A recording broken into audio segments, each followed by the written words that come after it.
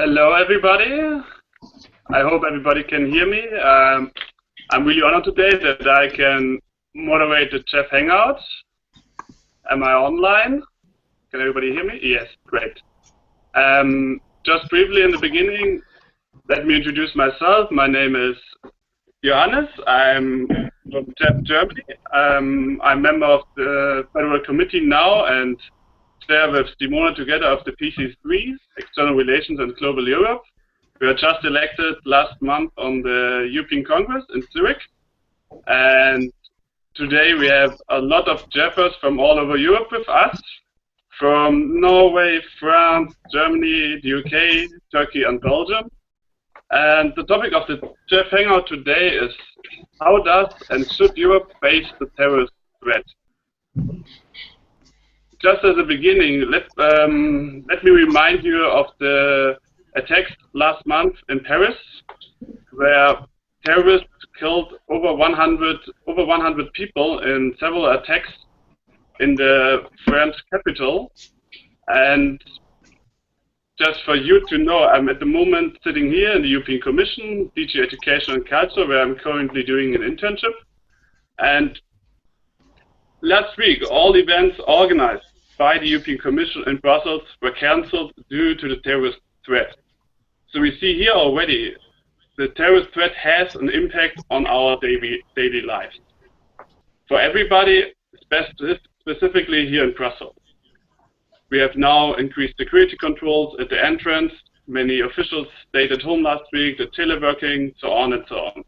So this is the reason why we want now like to talk today a little bit more how the different member states together in the European Union should react to this threat. So this is the reason why I would now like to introduce our guests today. And we will start with our guest from the UK, with Susie. Could you maybe just introduce yourself and give us a little bit of an impression about what your reaction to the terrorist attack in Paris last month and the reaction in your country, and also how your country copes with the terrorist threat at the moment? Sure. I'm Susie. I'm originally from Austria, but I study in the UK, so I'm now for this year chair of VMEK. And how the UK has reacted to Paris in the first couple of days, or the week after the attacks, everyone was just shocked, and there was a lot of solidarity going on as the football game where everyone sang the anthem. There really was a lot of kind of sadness and in the country, sadness and fear. But because the referendum and the EU is such a big topic in the UK at the moment, now that the attacks are a bit further back, people are starting to use that as an argument. So Nigel Farage has come out and said that the Paris attacks are the best reason to leave the UK because he argues that terrorists are migrants, and by being part of the EU, they'll just come in, there'll be more migrants coming in, thus more terrorists, thus more of a threat for the UK. And yesterday, the UK government has passed a motion to bomb Syria and bomb ISIS. So the reaction in the beginning, it's been very kind of sad and shocked and just disbelief, but now it's turned very aggressive, both towards the outside and towards ISIS, and within the country as propaganda. Oh, thank you very much, Susie. Then we go on to our next guest today, I would say to Christian. Yeah, good evening. Good evening. This is Frankfurt calling. I'm Christian, and tonight I'm representing the Young European Federalists from Germany. I'm looking forward for the debate. I think people over here in Germany, they do not only condemn the terror attacks. I think people here in Germany stand side by side with our French brothers and sisters. We feel their pain because we know this was not only a terror attack on Paris or France, this was also an attack on our European values and on all of us.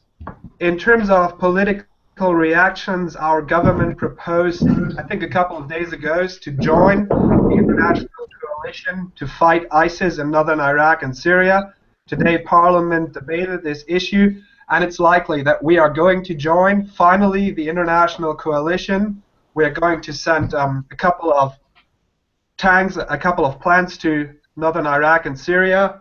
And notably is that the public basically supports this action. It's going to be the biggest military operation our military ever deployed to another country. People here support that because they know it's finally payback time and it's time to fully destroy ISIS. So, thank you very much, Christian. Then we go to our next guest, I would say Özgün. Hello. Can you hear me? Can you hear me? Are you still with us, or? Yeah, I'm here. We cannot hear you. Now you can see me. Okay. Then let's wait. We give you a second to fix that, and we go to Sophie from Belgium. Hi guys, hi everyone. I'm Thomas. I'm 20-year-old, and tonight I'm representing JEF Belgium. So I will try to be short, as brief as I can, because obviously, since Belgium is nowadays seen as the hotbed for terrorism, I have quite a lot to tell about the situation in Belgium. So first of all, when we first heard about the attacks, I would say the local population, the reaction was sadness, anger, not comprehension, because we can't picture out how people can do that, and because France and Belgium are actually tied really close to each other. Wait, because can you hear me? Yeah, we can hear you. Sorry. And so that was the first reaction from the population. We had protests, we had marches, we had tons of pictures, filters on Facebook and whatever. And but the reaction from the government was indeed, I would say, more frank, more oriented toward the actual attacks, and not showing sadness, not showing anger, but being more efficient. We directly close the borders. I mean, not close, but filter out the borders, try to control, to reinstall the controls. And we have in Belgium a specific independent agency called OCAM, which analyzes and evaluates the level of danger, of actual danger, and it brought it to 4 on the the fourth level is actually the most dangerous level, and that means that Belgium took a lot of measures, a lot of rules against terrorism that actually cost a lot. You have seen, I think, the Brussels lockdown. Have you guys heard about it? Maybe. Yeah. Yes, So sir. shortly, they put military on the streets. They were searching houses. They made a lot of arrests, and basically they found just one neighborhood where politics toward the Muslim communities had been lax for a couple of years, and which actually was a hotbed for terrorism, and I acknowledge it. But now this just one neighborhood is tarnishing the reputation of the whole Belgium country. And my reaction is that we need to repair this image, because the international networks and international communities sees Belgium as a hotbed for terrorism. It is not. It is the 14th country, most secured country in the world, and just one neighborhood tarnished the image of the whole country. That's basically the reaction. I could tell more about the government measures, but I think it would make you bored. So I will finish it up right now and pass to someone else. Okay. Okay, Thomas, and thank you very much for your contribution. Then we go to our next participant, to Björn in Norway. Hi. Hello. Hi, and good evening, everyone. My name is Bjorn, and I'm a member of the International Committee of JEF Norway. First of all, I would like to thank the JEF Germany for organizing this debate and inviting us to represent the Committee of Norway. JEF Norway wants a unified Europe to solve common challenges, and the European Union's motto, United in Diversity, reminds us that Europe's strength is that we stand together to shape our common future. The Paris attacks was a deadly reminder that there are people in this world who do not share our values and who will stop at nothing in their attempts to impose their ideology through violence and destruction and death. Norway experienced a terrorist attack in 2011. The government building was bombed, and the terrorists proceeded to shoot 69 young kids at Utøya, where the Labour Youth Party organized its annual summer camp. The unique thing about this event was how the Norwegian society responded to this. No one declared war against terrorism, but the answer was more unity, to stand together against terrorism and any threat to our values. The Norwegian Prime Minister spoke of fighting hatred with more love, more democracy, and more openness. The enemy is not a religion or one people. The enemy is an ideology that is the opposite of the European idea, namely terrorism, namely freedom and solidarity. Thus, the answer should not be to declare war against terrorism at any price. It should not be to close borders, and it should not be necessarily more surveillance, but smarter surveillance. The answer to this threat is more unity and more European cooperation. I look forward to discussing what answer is correct and how to solve this common security threat against Europe and our society. Thank you. Okay, thank you very much, Björn, for your introduction. Then I would like to try to reach Özgün again. Özgün, can you talk? Or just try to talk for a second and we see if it works. Hello, can you hear me?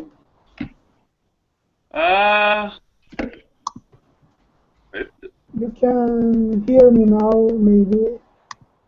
Okay. Hello, I'm Özgün. I'm from JEF. I think we can hear you. Okay. Right? I'm Özgün. Oh, wait. Hello. Okay. I'm Özgün from JEF Turkey. I'm one of the first members of JEF Turkey. And in terrorist attacks in Paris, actually there are many point of views in Turkey. So some people was happy for attacks, they think it's revenge. On the other side, some people think it's a disaster. It doesn't matter where or who killed the people. And inside the Turkey, there are many deep ideas about the terror. So I will try to explain and what happened and why the people think like that. And I think it can be useful for you. Thank you. I forgot to fix the jack, so that's why my voice cannot hear very well in the past. Okay. Okay, thank you very much, Özgün. Then we will now try to move a little bit on to what it means for us.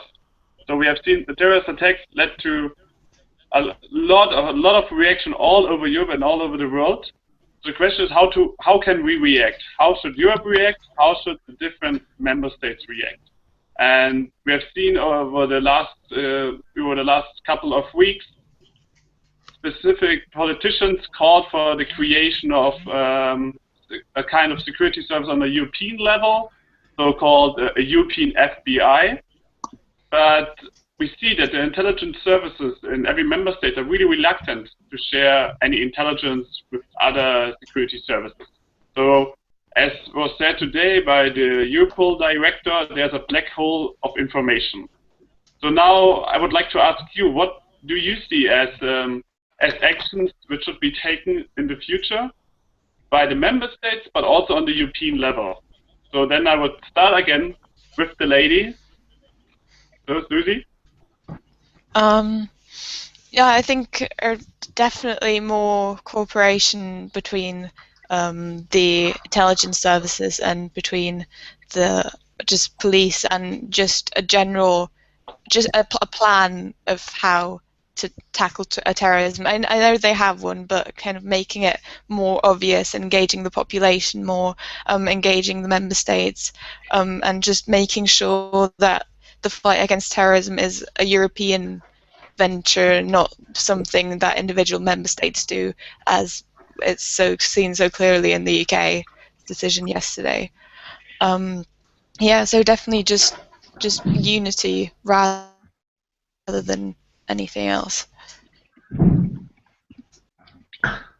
Okay, thank you very much, Susie. So we go along the same order as before. So I would ask Christian from Germany.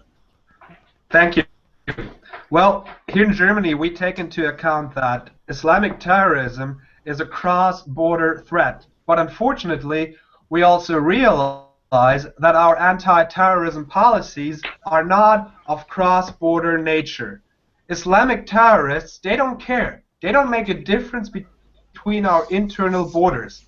But here's the problem. Our secret services, our national agencies, our police, they do make a difference between different European internal borders, and that's the problem. Some might say that we already have an EU counter-terrorism policy, but let's face reality. We might have Europol, we might have Eurojust, we might have the EU Situation Center, but that's only half of the truth. We also have powerful member states that still believe that security is somewhat related to what they call national sovereignty.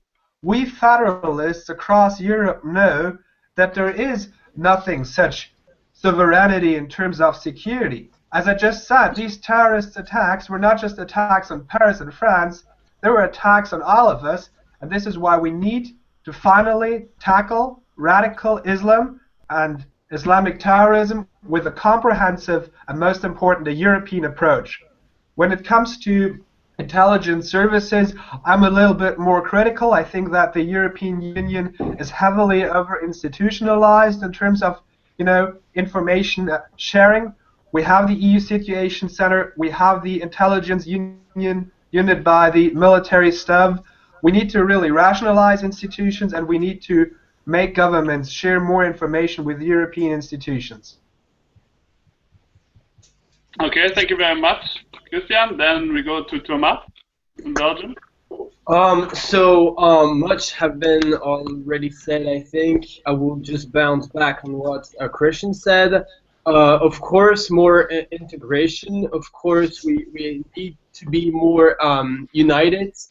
However, pragmatically, right now, I don't think that's where we are orienting towards. I think there is a huge fracture that needs to be fixed before. Of course, the ideal, the real solution would be a kind of Europe government as we have in the United States. I'm a big fan of the USA, but whatever. And but the PNR has been already voted right now.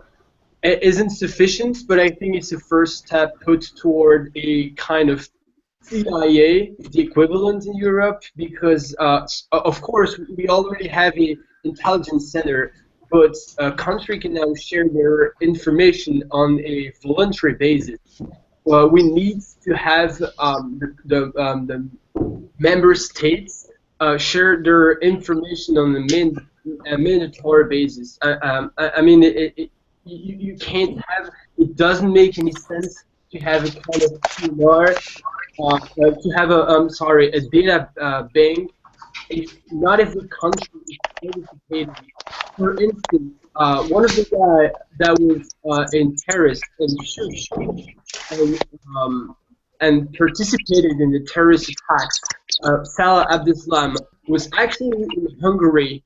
He was in training in Hungary. It's been said today by the Prime Minister. I think if we had had a centralized intelligence center, it would have been prevented with a better exchange of data. And between France and Belgium, it would have been the same.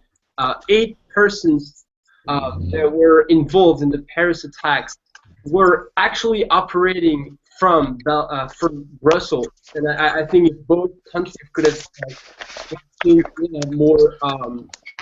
more easily, I think this could have been prevented. Now, it's not a panacea. It's not a final solution. We also need to work into the countries themselves.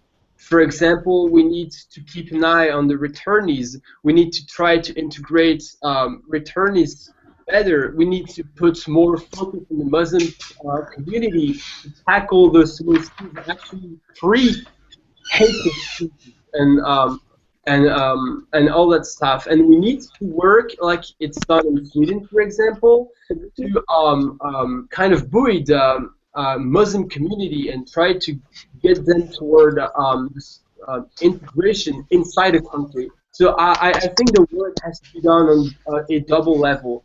It's not only on the European level, for my part, but the countries need to stay open. Otherwise, the whole European patchwork would just crumble. Okay. Thank you very much, Thomas. I think we move on to Özgün. Yes. Okay. Actually, the Islamic terrorism, I want to talk about that. Islamic terrorism is a very controversial topic. Maybe in Europe you see the violent side about this problem, but it's important that they believe that. They believe they do jihad. Jihad is an Islamic term which is fight for Islam. So when they attack a store, when they attack a street, they believe they do jihad. So they can fight for Islam. So it's very, very controversial because an innocent Muslim people who living in their own side in any European country suddenly transform a jihadist because it's about believing. I don't say every Muslim people is a terrorist, but I can say that every jihadist people is a Muslim. So in the solution of this problem, we must create a better society, create a better environment with the Muslim and the European people, because the Muslim people in Europe feels discrimination in their own side. So that's why they transform a jihadist, because they can try to break the rules. They can break this discrimination. So this is really important. And on the other side, Islam has a problem with violence. This is not about today. It's also about the past. When you research Islam's first day, you can see the many same situations like today. Of course, Christian society faced the similar problems, but today they could create a peaceful environment without war, especially after World War II. So I return the first idea. We must create societies between the Muslim people and the European people coming together, discuss together, and they must feel themselves as a part of Europe. Okay. Today, they cannot feel themselves as a part of Europe. Moment. Hello? Okay. Özgün? Yes. Okay, yeah, now. Now you are back. I'm finished my idea, first idea. But Okay. Okay, good. Then I think we have now Hervé in France with us. Do we? Yeah, I think. Can you hear me? Yeah, we can. Yeah, fantastic. Yeah. We can hear you. Okay, So maybe great. you could briefly introduce yourself and then also go to the question. Okay. First, so I'm Hervé from JEFers, France. I'm also the editor-in-chief of the online magazine Le Torillon, the French version of the TNF. So I'm very happy to be here with you. Thank you for the invitation. And I want also to thank you for your support during this particular moment in France, during the Paris attacks, and it was maybe very difficult for us. And you will there you were there, so it's very important for us, for Jeff friends, and for us all over. Maybe first to explain why France is a particular target of ISIS. I think it's about France have some military action in Africa or in Syria, and so ISIS. Yeah, I think France is a particular target, and maybe want also to destabilize the French society. I don't know if you know that a French member of ISIS writes a book about France and the French society, and he says that France, maybe it's have a particular place in Europe, and ISIS can destabilize the French society because of tensions between some member of the society, between maybe Muslims and some parties, Christian parties. So they do that. Maybe I can also explain the reactions in France. We have a lot of reactions. You see, I think the candles and all the message on social networks, or maybe also people in the streets, and you see maybe also this common feeling around our symbols and maybe the debates, also about our way of life and the symbol of our republic. But you saw also the state of urgency in France. So the parliament has voted a motion to proclaim the state of emergency for 3 months. So the government can track the terrorists, yes, but can also make some perquisition, raids or house arrests without a decision of a judge. So it's a particular situation in France. And the French government has announced some measures of security. So now the parliament discusses this measure, this proposition, and discuss also a constitutional reform to modify, to reinforce the states of urgency. and some people and our Jeff friends is worrying about that because it can be dangerous for liberties of citizens. And another particular moment, because this weekend in France we have some elections, the regional elections, and the last polls announce a victory of the party Le Front National, the party of Marine Le Pen, and so it may be very also difficult to make a campaign and I think it's problematic, and we will have maybe more tensions in the future. So. Okay.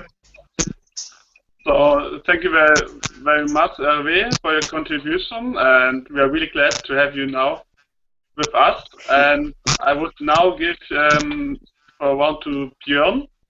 Björn. Yeah. Okay. First of all, I want to underline that occasional terrorist attacks are inevitable, and odds are there will be more attacks in the coming decades. If we want to reduce terrorism in the long term, we need to recognize that terrorism is an ongoing problem to be managed rather than defeated. We can't keep the bad guys out. The threat is already inside. The 2005 terrorist attacks in London were carried out by British citizens. The Boston Marathon attack was perpetrated by a US citizen, and the Paris attacks appear to have been carried out by mainly French citizens. Every country on the earth has its angry young men. It receives examples and inspiration from Syria. It travels to Syria and for practice and training, but it arises and is formed at home, inside of Europe. And it threatened Europe long before ISIS ever took shape. So the main threat for terror attacks is not terrorists coming from the Middle East. It is youth being radicalized, growing up in our own countries. And therefore, this is also how we should address this issue and solve the problem in the long term. Thank you.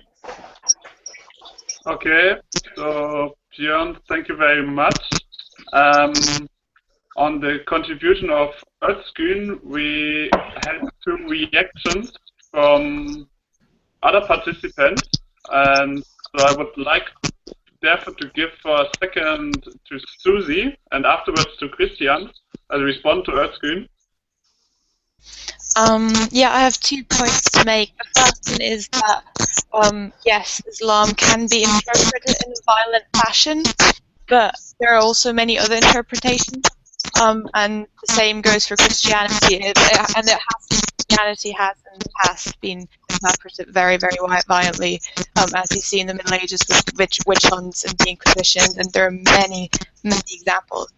And the second point I feel that is important to make is that terrorism isn't about Islam. Terrorism isn't born out of Islam. It's born out of a frustration with the world and how the world works. There are studies that show that radicalized Europeans are not long-term Muslims, but that they've only recently converted to Islam, or that they've not been religious at all beforehand. So I think that's very, very strong evidence that they abused religion as a justification rather than as the motivator to do this. Okay, thank you very much, Susie. Christian, you also want to react? I fully agree to what Susie just has said. I think radical Islam in general, and I think that Islamic terrorism in particular, does not really fit in the way we people from the West and from Europe understand how foreign policy works. And that's a different thing about countering Islamic terrorism in Europe and above, because our foreign policy instruments, they don't really match on what is necessary. So we need to really rethink how we can tackle this challenge in a long-term perspective. On second place, I would answer on Thomas. Thomas, you just said that we see member states who are reluctant to integrate security-related policy areas. I fully agree on that, but I would just like to add that since the bombings in Madrid 2004, since London 2005, and since Charlie Hebdo, we have seen considerable progress in counterterrorism policies on the European level. Also in terms of intelligence sharing, I would just like to tell that the Situation Center, the European Intelligence Center, was for its longest time part of the Council Secretariat, but because of Lisbon, it's now a part of the External Action Service, and that really pushes forward the intelligence work of the European Union. So I think we are doing good work, but we still see powerful member states who are reluctant to share enough information. Last but not least, I would also love to answer to Björn from Norway. Björn, you just talked about foreign fighters. Well, of course, homegrown terrorism was one of the biggest threats we are facing. We need to have social policies that tackle this challenge. But, you know, last year, Europol established the so-called Europol focal travelers point, on which member states were asked to put in information about foreign fighters. Until today, only half of the member states have given information to Europol in terms of foreign fighters, and 50% of the information that Europol now has on foreign fighters in Europe comes from 6 European member states. That's just ridiculous. We have the European institutions, but member states neither make use of it nor do they support them. I think that's really sad because it does not support our fight against global terrorism. Okay, thank you very much, Christian. Then I would like now to have one of the questions which we got over Twitter. And can we see the question for a second? So the question is on talks between the European Union and Turkey and the relationship between Turkey and the European Union as a whole. As we have seen now on Sunday, the European Union and the member states made the deal with Turkey, this package, and I would like now to hear some reaction from your side. So who wants to start with it? I would say Thomas. I'm gonna just put forth the Belgian government's reaction, not mine, obviously, because I don't totally agree with this position. But the Prime Minister, not after then on Wednesday, I think it was, he declared that Turkey, that he would not support Turkey's bid to get into the European Union, just because of one aspect, the human rights, and I think it's a issue that we have to bring forth. A lot of progress has been made in Turkey, and then the undeniable progress, but still, we hear, we don't have the actual facts in front of us, but that's what the media is relay, that people are getting put in prison without a fair trial, or that the freedom of press is strongly limited.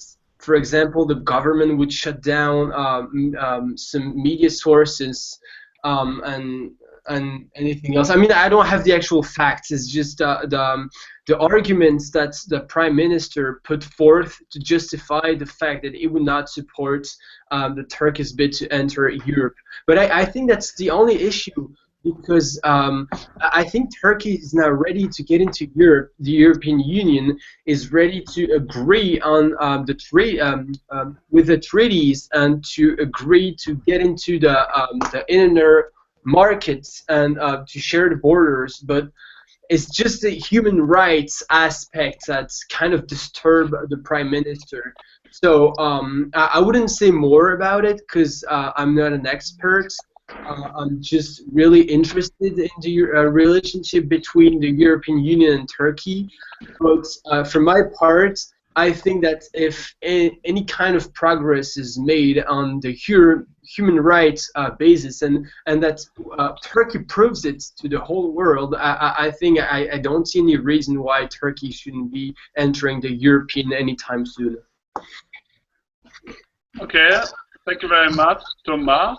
That brings us even further in the topic, all in that direction. So how to continue in the relation with Turkey? Is it important to give now the member state perspective when we see difficult times for human rights, democracy in Turkey itself, or how to continue? So I would like now to ask Hervé, could you react on this?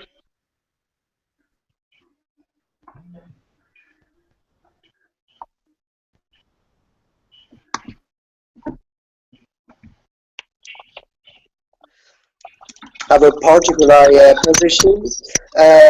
They want to open a new maybe some new cases about access to European Union, but it's difficult to say. We can't negotiate with Turkey now because of the refugee crisis. You know that European Union have signed some treaties or some accords with the Turkish government to resolve this crisis. Maybe to give also some money to fix the refugees in Turkey, and now against ISIS. European Union needs the support of Turkey. Maybe it's a double game because Turkey also buys some oil from ISIS, and it's difficult to negotiate. But we can't do the war without Turkey. We can't resolve the refugee crisis without Turkey, so it's not with particular pleasure we discuss with Turkey, but it's an obligation, I think. Okay. Well, thank you very much, Hervé, and would like now to give directly to Özgün, because I think you want to respond to it. Okay. I want to reply some of your ideas, and I understood all of them. But please try to understand, I'm living in a Muslim population country, so I know how Islamic idea it is. Susie said that they abuse the religion for ISIS. I'm afraid it's not. They don't abuse. They believe that. That's why people join this organization. It's not about abuse. It's about the believings. So we must see the situation, and that's why I said that we must support the Muslim society in Europe. It's not about discrimination. It's not about the hard work for these people. But we must understand the situation. And Islamic society in Europe has the different ideas. And some people think that we are doing jihad with friendship. It's an idea. It's a very good idea. We must support that. So the Islamic terrorism is not about only violence. And they think that the refugees is a very big chance for the invasion for Europe. It's an idea. They believe that. They talk in the Turkey. So when we are talking about Islamic terrorism, it's not about only the violence, gun, murder the people. It's not. There are many type of things. And I want to reply that. In the other topic, the European Union and Turkey agreement, I want to add my comments after all of you talking about that. So thank you very much, Otsgün.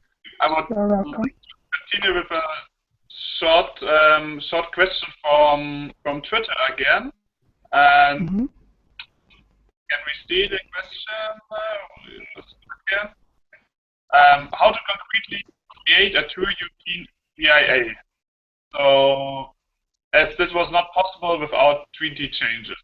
I would like now to Christian answer to this question. Well, as I already mentioned, I think in terms of intelligence sharing, the European Union is capable of way too many institutions. We have a lot of institutions that deal with intelligence sharing, but unfortunately, I have the feeling that not one of them is working in a satisfying way. I think the best and the most powerful intelligence center we have at this point in time is Europol. Europol does not collect data. They receive data from the member states and analyze the data. Unfortunately, the problem is that member states are reluctant to fully share information with Europol, for example. So the problem is that these institutions, they cannot really fulfill their mandate because member states don't share enough information. I think a treaty change would possibly be necessary because if you take a look into the treaties, all these intelligence centers, for example, the EU Situation Center, they're just allowed to analyze data. They're not allowed to collect data, not within Europe and not outside Europe. So I think a treaty change would be necessary, but I think this would be a very unlikely move to happen because, once again, member states in the European Union think that security and intelligence is touched to something they call national sovereignty. Okay, so thank you very much, Christian. Does anybody else want to react at the moment? Otherwise, I would go over to the next thematic block. Johannes. Yeah. Can I just add something? Yeah, sure. So I will bounce back on what Christian said, and on the question on Twitter that said that a CIA was not possible unless we would review the treaties. I actually don't think that's true. I think that changes can be made without actually changing the treaties, because a treaty, it's mentioned in the treaties that we need to show solidarity and exchange data. It isn't like prescriptions that says no, we cannot put the data exchange on a mandatory basis. It's not written word by word, so I think it's more a political issue, and nations, if they have the will to, if they want to, they actually can find a political solution to actually set up a kind of CIA. But now, once again, I think that not every single country is convinced that its CIA would work, and without the participation of just one country, the whole thing just breaks down. That's why I'm supporting a European government, so it can just take decision that goes toward the general interests and set up a CIA that oblige all the state members to agree upon exchanging data. And I think that's the only solution, but it's possible without changing the treaties. I'm convinced. Okay, so thank you very much, Thomas. Also related the topic a little bit to Islamic radicalism. So when we speak now, let's go a little bit more deeper to the roots. How can we, in general, prevent radicalization in general? So we heard last week the Council of Ministers, of Education Ministers, people were mentioning time and again the first declaration, which we had after the attack on Charlie Hebdo, the Jewish supermarket in Paris in January. So about promoting citizenship, common values of freedom, tolerance, non-discrimination to prevent radicalization and educate people in values. In which ways, in your opinion, did we then fail, and what we have to change in the future that people don't drift away from our society and feel socially excluded and tend more to be, let's say, go in the direction of radical Islam, but also other forms of radicalization. And so I ask you for your reaction. I would start again with Susie. I think the most important point of action on the front of radicalization is training teachers to recognize changes in their students in school already. I just have the example of the 2 Austrian girls who left to get married into ISIS, and I read an interview with their teachers recently, and she also emphasized how important it is to spot these changes early, because then there's a real chance to get them back and integrate them back into society. Once people have at least experienced some degree of radicalization, if we manage to get them back and integrate them back into society, I doubt that they would go down this route again. So I think our emphasis really has to be in schools and training teachers and making sure people know how to spot the signs. Okay, thank you very much, Susie. So next would be Björn. Yes. You need to focus on the jobs to get everyone into a job, making their money and providing food and all the necessary things for their families. And if you do this, then you will get everyone up and earning their money and making something for their families. And this will prevent radicalization, because then you have or at least contribute to prevent radicalization, because then you will get people into the society and becoming a part of the society.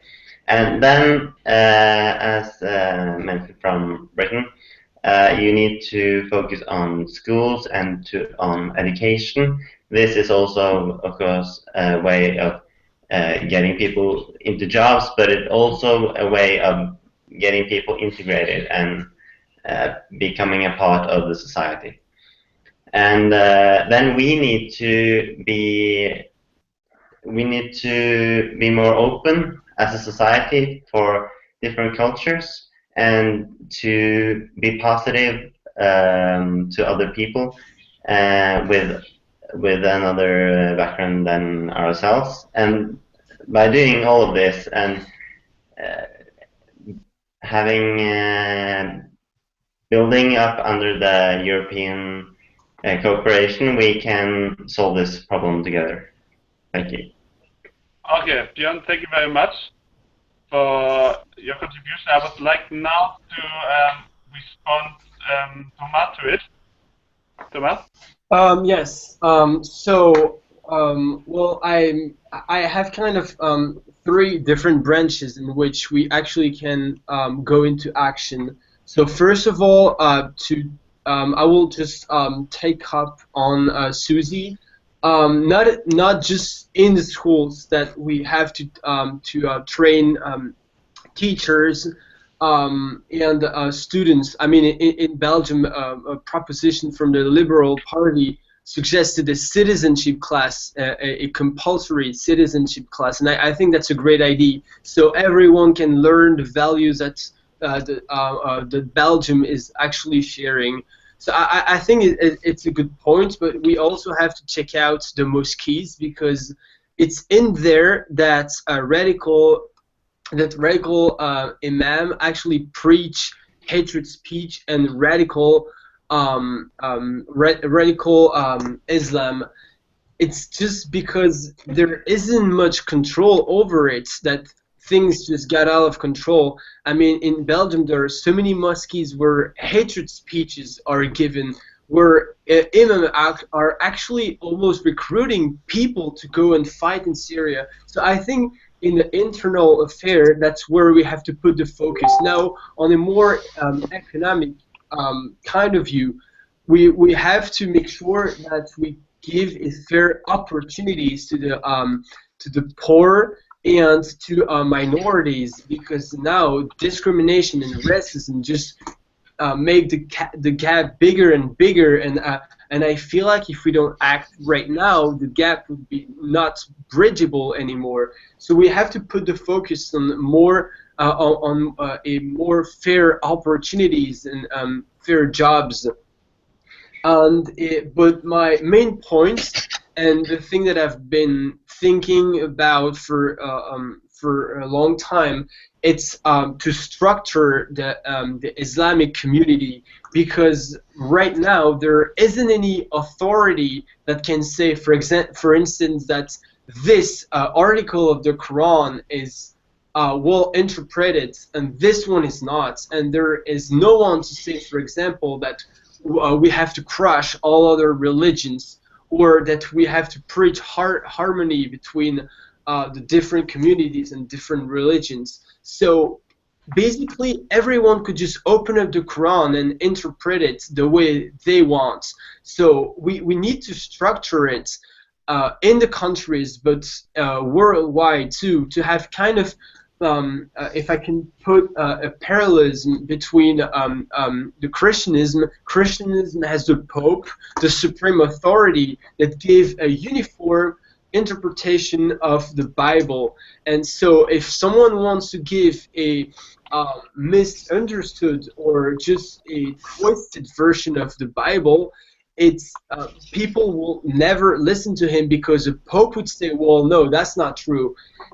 So a structure for the Islamic community in each country and worldwide, and control the imam in mosques by the country's government. I'm not saying that we have to shut down mosques, where like in some countries, but just make sure that imams don't preach ridiculism. Okay, thank you very much, Thomas. I would give for a really short comment to Susie, who would like to react on it. Yeah, I want to say that you're right. Islam does not have one unitary authority, and that is actually based on something that Muhammad said, I think, or it's definitely based very much in the roots of Islam. And the reasoning behind that is that people should interpret the religion in a way that is most fit to their lifestyle and that works best for their community. So there are some very positive effects to that. So if for example, if you take the example of Christianity, the Pope currently is against homosexual marriage, but that's something that many European countries, or that the US has legalized, and many European countries are working to legalize. But by the Pope saying that, that's something that makes this issue very difficult. And if there was no uniform opinion, there could be different stages of development on issues like this. And also there's another very negative side to having a unitary authority, is that the Pope is human, and he is very much situated in his cultural context. So if you go back to the Middle Ages, the Pope was the one who actually commissioned the Inquisition, the witch hunts. So it could go both ways. Okay, thank you very much, Susie. I would like now to give to Christian. Sorry, Christian. Thank you, Johannes. I would just like to ask the people who are participating in this hangout what the European Union can do to actually drive forward the prevention of radical Islam at young people, because I have the feeling that it's not up to the European Union to improve prevention. I think that's up to the member states or even other entities, because I don't think that the European Union is the right partner to talk about prevention. I think the European Union needs to coordinate anti-terrorism policies of the member states, and I think that's where we, as people that are in favor of the European Union, should work on. Yeah, thank you very much, Christian. Hervé? Yes, maybe I can explain. I'm not totally agree with you about the Islam and the structure of Islam, and why some people were radicalized. I think yes, it's very important, yeah, to train teachers and maybe to reinforce education about citizenship and that, but it's not only the solution. I think it's not also a problem in Islam structure, maybe, because I studied this question at the university, and we have some Islamic authorities. We can speak about some authorities in University of Cairo, and it's not also a problem of the reading of the Quran, because the Islamic states, yeah, maybe maybe doesn't read the Quran correctly. Yeah, no, it's not the problem of Islam, I think, and it's not a problem of authority. Other religious groups haven't an authority like the Pope. I think about the Protestant community in Europe. We haven't a Pope. We haven't a kind of chief, but it's not a problem. I think maybe we should ask another question. What's the ideological project of ISIS? And it's not only it's not a religious project, it's not another tendency of Islam, maybe.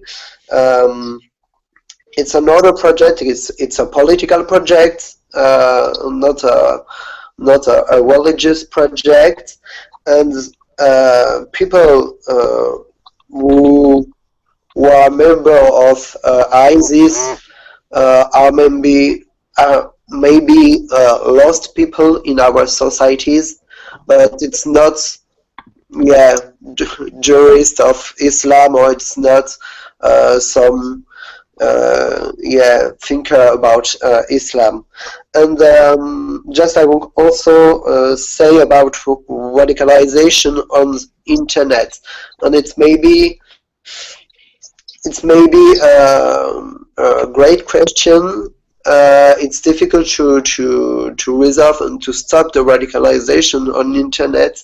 It's not only in some mosque, a minority of mosque. It's yeah, I think mostly on internet, and it's difficult because we have some law and we can't stop this radicalization or close some or all sites about radical Islam. So I think we should to close some sites, to survey maybe some networks, but it's quite difficult, and we should be careful about the discourse about the community, or the Islam community, yeah, and the Muslims in Europe. Okay, Javier, thank you very much. We started a really interesting topic, but kind of hate speech, specifically hate speech in the internet. For example, if we see today, the European Commission appointed 2 coordinators, one for fighting anti-Semitism and one for fighting anti-Muslim hatred. And this goes much in the direction of how to cope with hate speech, not only in the daily life, but also online. Could I have maybe your opinions on this topic? How could we continue with ideas, with actions to prevent radicalization in this race? So I would like now to go to red screen. About the hate speech or the past topic? You can answer on both questions. Okay. In the first one, I think in first step, we should understand why these people joined ISIS and the other Islamic terrorist organizations. In first step, we must understand. In Turkey, we researched it with some research organizations, especially the Turkish ones, and we saw that ISIS members from European Muslims' biggest motivation, they feel themselves as a fourth class, fifth class citizen in Europe. Nobody cares them. They feel that no, they can't find job, can't integrate society, can't go shopping freely, can't go to a restaurant and eat whatever they want. They feel that, and they think I can be first class citizen in there. I mean, Islamic State. So they joined the ISIS and the other organizations with this motivation. So this is the problem, and when we look at this problem, I think we can find the solutions better. And the other one about hate speech, especially in the online, it's so hard to control. We talk about the big area, and it's very, very hard to control the people, because I know that in Turkey we train about this hate speech, and after 10 minutes the people are using the very bad comments on the other sides. So sometimes people cannot control themselves for trying something, and I think it's really important that they must face these groups. If they, if the people don't like the Muslim people, they must face the Muslim people, like a project Living Library. Maybe you know that this project, it's a very good project. And if they face them, they hard to using bad comments. And this is the first idea coming my mind right now. On the other side, there are very strong punish for the hate speech. I mean, not in jail or not in the I don't know the other stuff, but we must punish this type of bad comments. But on the other discussion topic, what is the really hate speech? Is that every bad comment is a hate speech? I think this is another conversation, another discussion about this topic. Okay, thank you very much. I give now to Christian. Yeah, thank you. I would like to talk about hate speech and what the European Union can do about it. First of all, there's one problem when it comes to hate speech. ISIS is conducting a terrorism we don't know, because they are finding their people most likely online. They're doing a lot of propaganda online, and we weren't really ready to fight radical Islam also online, so this is the first problem. After the Charlie Hebdo massacre happened in January, I think our European and national leaders, they reacted in a pretty good way, because they told Europol to monitor the World Wide Web and to occasionally also delete hate speech on the internet.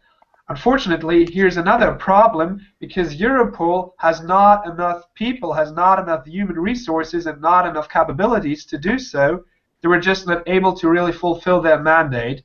So in January, we will have the EU Counterterrorism Center that will be opened on January the 1st, and they will handle this issue.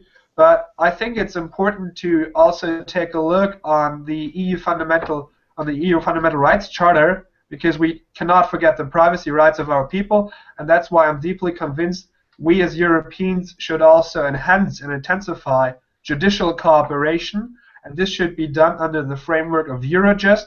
We have here another European institution that exists and that knows how to intensify judicial cooperation. Unfortunately, our member states do not really understand such European institutions as the forum where they can discuss these issues, because they're most likely to do it bilateral, but that does not function in a Europe of 28 member states. So here, once again, we need to use the existing institutions, and we need to strengthen them through financial ways, most of all. Okay, Christian, thank you very much. Björn wants to react as well. Yes. We need to confront the hate speeches, especially those online. Those have not been addressed as much until now. But the thing is, we also need to take the debate up in public. If we keep ignoring the concerns of the people who are now online and making these hate speeches, we will not solve the problem. Then it will only grow bigger. We need to address their concerns, because when we address their concerns, then and take people seriously, we can discuss these issues and find solutions together. That is one thing we have to do and keep in mind when we discuss hate speeches. We need to understand that these are people with concerns that is not being taken seriously, and that is something we need to take responsibility for and maybe address more of their concerns in public. Okay, thank you very much, Björn, for your contribution. I think we have now a lot of comments about hate speech and how to cope with hate speech, specifically online. I want to now to go a little bit more on the international perspective. When we talk about the terrorism threat, we see that the networks are globally acting together. So, just to quote the Commissioner for Education and Home Affairs, said today that today we deliver on our promise to be firm on terrorism. Our proposal targets not only those who commit terrorist atrocities, but also those who help with traveling, financing, or supporting terrorism. Specifically, when we talk now about the topic of financing terrorism, we see that some countries, specifically in the Middle East, which we regard, or our governments regard as partners, are also financiers of terrorist organizations. So, if we talk about the roots where the finance and support for terrorism comes from, how can we cope with this? So, anybody wants to react immediately on this? Otherwise, I would go again from the beginning, like would start with Susie. Yeah, the financing is a difficult question, particularly because with oil, you can, once it's out of the country, you can't trace where it, or once it's out of the country, unless you do scientific analysis, you can't trace where it came from. So we could all be buying ISIS oil without even knowing it. For the countries where it's proven that they finance ISIS, like Saudi Arabia, there are so many difficulties involved with sanctioning these countries, because Saudi Arabia is such a big player in oil and such a big partner of the US, especially in the region. So, yeah, I guess ideally we would sanction, invest in renewable energy to be less dependent on the oils, on the petrol sector, and just very openly condemn any financing or any kind of support or kind of back alley support of ISIS. But yeah, the oil industry and international interests make that really difficult. Okay, thank you very much, Susie. Then I would give now to Christian.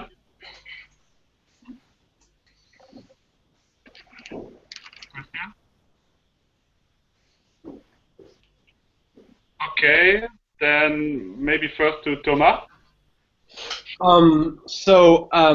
I didn't, I couldn't hear the whole question, so I just heard about financing, but that's the only thing I could actually hear. I have a kind of trouble with the connection. I don't, were there any other aspects that were brought forth, or was it just about financing? The question was about financing terrorism, specifically countries in the Middle East. Okay, so it's a topic on which I've been working a lot this past few months, and First of all, I just wanted to say that I kind of disagree with Susie that we cannot take any sanctions, any action toward Saudi Arabia. Well, it's completely proven, factually proven, that they have financed the emergence of ISIS. When ISIS was really small, and Barack Obama called it the TV team of Al Qaeda. It's actually Saudi Arabia that actually financed them and made them grow because they wanted them to destabilize and topple Bashar al-Assad. So I think that these are the ones that need to be controlled and that need to be influenced, sanctions upon. And now we are right stuck in the morass, and I think that's we could just find a solution if the United States and Russia just bind together and impose sanctions on any of the country. And I think it's now the time for Russia and the United States to shift the focus not on Saudi Arabia and on Iran, and put sanctions on Saudi Arabia, just because we have to benefit from the fact that the oil barrel is so low right now, and we're not that much dependent on oil right now, because you have the actual shale gas from the United States. So if we want to take actions against Saudi Arabia, we need to get it done right now. But oil flow is not the only aspect we need to put the focus on, because ISIS is not financing itself just based upon the oil influx. You also have the trade of artworks and masterpieces. You have extortions of the local populations. You have taxes, and they're creating their own money. So oil import and export is not the only focus we need to have. We need to have a global and coherent strategy on everything that ISIS actually trades. I even heard that they just opened up a cotton fabric and they were exporting clothes abroad. I mean, you cannot control everything, obviously. So about the financing, yeah, well, oil keeps being the top one money turner, but it's not the only thing we need to focus on. Well, that's basically everything I have to say about it. But sanctions about countries in the Middle East that are actually financing the ISIS, that needs to get done, definitely. Okay. Well, thank you very much for your contribution. I would like now to get to Christian, and also in the sense how a common European response would look like. Yeah, thank you, Johannes. Well, in terms of stopping financing to terrorist organizations such as ISIS, I think we also have had a good proposal from the European Commission at the beginning of the year, shortly after the Charlie Hebdo massacre took place. We have had the anti-money laundering directive from the European Commission. I think that was the right step in the right direction, but unfortunately they missed it. They forgot it to also integrate virtual currencies into that directive. So I think if they could change that within the next time, that would be a huge success in terms of stopping financing.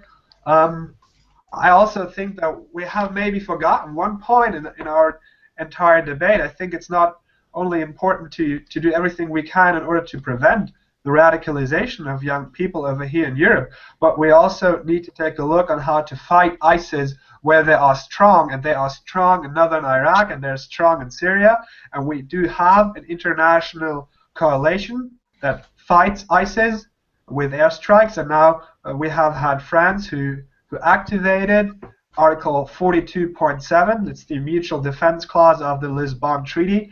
It never happened before in European history. It's fascinating on what's happening now, because that's European history, and it's going to be really interesting on what our common security and defense policy is going to do about that article. To make a conclusion on that, I think that our common security and defense policy should not be a part of that coalition. I think we should try to do everything we can in order to drive forward the stabilization of third countries, and I think we should, at this point, let NATO do their work in northern Iraq and also Syria. Okay. Thank you, Christian. Then I would like now to give to Hervé. Okay, yeah, thank you. I can speak first about the financing of ISIS, and then maybe about the international coalition and the action of France. First, so about financing. It's maybe difficult to speak about that because we have said we have lots of sources of financing, and it's quite difficult to see how we can stop it, and maybe the real action of some countries. We have speak about Saudi Arabia. We can also speak about the Qatar, and maybe also about Turkey. I have said that Turkey maybe buy some oil, and we have also another problem in the coalition. I think some country have a double game, and we have also some problems. We have also some problems between Turkey and Russia, you know. So it's quite difficult to have a strategy together and to imagine a global strategy with our allies. And about the action of France, and maybe activating of Article 42.7, I think it's the chance for Europe to imagine a real defense, a common defense, and we should you should try to do that, and not only think that France can act militarily in this country. Not just help France, maybe, but create a real European defense, maybe a European army. I don't know, but we can do that, and we should do that. Okay, thank you very much, Hervé. I give briefly to Thomas, who wants strongly to react on the comment made by Christian. Okay, just real quick, I don't think any military action or airstrikes will bring us anywhere. Indeed, in fact, I think the contrary, because it's not even proven that airstrikes is actually killing more jihadists than it's killing civilians. So we're killing civilians. We're doing the same thing that we reproach to ISIS to do. Besides, without troops on the ground, which has been forbidden by any European country, as well as the United States, we're not going anywhere either. I mean, airstrikes is no solution. It just breaks your eyes. I personally think one of the solutions, besides welcoming refugees and trying to put a better integration policy inside the European countries, a solution would be to sell safe zone around so we can bring people out of the war, we can bring people out of these territories, and we're showing that we're actually the Muslim community, and by creating safe zone, no-fly zones from ISIS, I mean, they would find there wouldn't be any purpose to what they do anymore, because Muslims are not joining them, but join the European countries when they settle down no-fly zone all around the war zones. So by just welcoming the refugees and integrating them, we're showing ISIS that we're not afraid and they don't have any purpose on what to do. But airstrikes and military actions cost money, cost lives, and not spy power. That was my point. Okay, Thomas, thank you very much. I would like to continue the discussion, but we are running slowly out of time. Therefore, I would now ask Björn for his reaction. Yeah. Okay, so you could go ahead and bomb ISIS. They deserve it. It may come to some good in the struggling against terrorism in Europe as well. Some, but probably not very much. But in addition to fighting radicalization at home, which I believe is the topic of this discussion, we need to find a solution for the situation in the Middle East as well. And one place to start, I believe, is by economical sanctions. And this is a good way to start. And I don't quite understand why or how they are still able to sell their oil and so on the black market. I think this is a good place to start. If we keep them from making money from financing their terrorism, then we can make it go away in the long term. Then they will not be as strong as they are today. They will not be able to carry out their terrorist attacks. So this is a good place to start. If we keep them from financing their plans, then we can start out our work, and in addition to this, we will have to maybe put some boots on the ground as well. But that is part of a bigger solution. Thank you. Thank you very much, Björn. Otsgun, you are the last one in the round, and I would really like to ask you to keep it in 1 minute, your contribution. That's good? Okay, I thank you. think... The speaker spoke about the control. Okay, I'm here. In free market, actually, it's not easy to control this type of financial movements because the terrorist organizations have many departments for that. A country or company or a dealer refuses to sell oil or gun, they can find another one. This is trade because you cannot be sure. Non-terrorist people can sell gun because of trade. And you think governments can control gun trade? Okay. Do you think they can control whole action? I'm not sure. And I want to add some little comment about Turkey-ISIS trade relations. It can be because in first days of ISIS, our current prime minister said that they are not terrorists. They are angry boys who are against the Bashar Assad. And today, I think they think like that. They don't change their minds. Thank you. Okay, Özgün, thank you very much. Unfortunately, I have now to close the discussion as we are running really out of time and already much over it. But I would now like to ask every of you to give in only two sentences, his last statement, and then we finish. We shouldn't give in to the fear of terrorism, and it's something that many people have repeated in the last couple of weeks.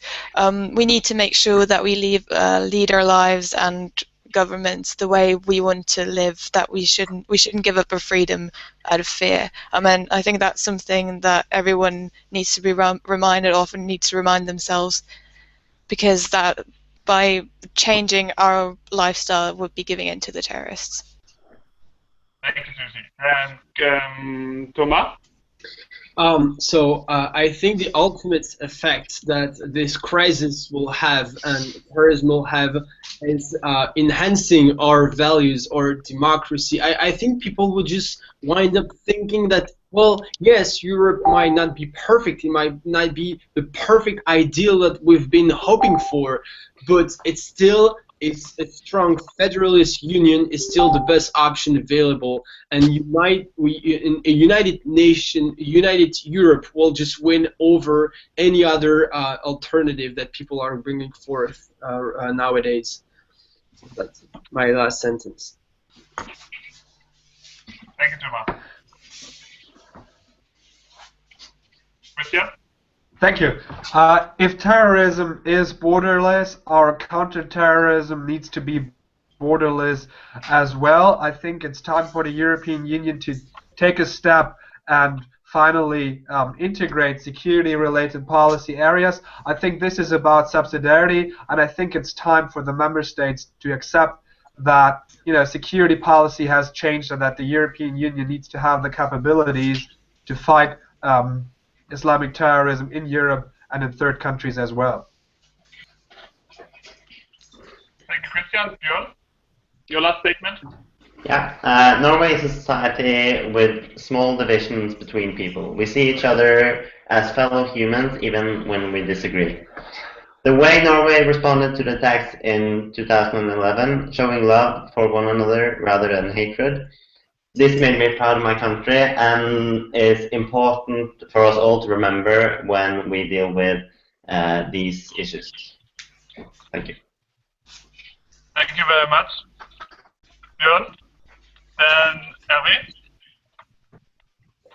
Okay, thank you. Yeah, I think terrorism is a big challenge for the EU. I have said that we should create some mechanism, maybe to imagine a European defense, a European service of security or internal security. I just want to say, don't forget France and not let France alone in this part, the parts of the world who we have an action, a military action, and imagine European solutions today, because I don't trust the French government today to resolve this crisis. It's maybe quite difficult with some pressures, maybe from some political parties or about the opinion. And I think the real solutions can only be European solutions. So don't forget us, and thank you for this debate. Thank you, Hervé. So, Özgün, you are the last one. I'm keep it very small. We should understand each other and act together. After that, we can create a better Europe. Thank you very much. Okay, so thank you very much, all of you, for your participation and your great contribution. And thank you also all the people out there who listened to our JEF Hangout today about how does and should Europe face the terrorist threat. And apologies for the late beginning, and hope to see you for the next JEF Hangout, and you had a good time with us. Have a nice evening. Cheers. Thank you. Thanks. Thank you very much. Bye. Bye. Bye.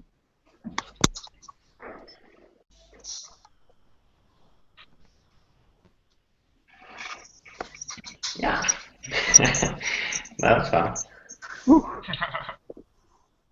Oh, it's very good. We must continue on this topic, I think. Yeah.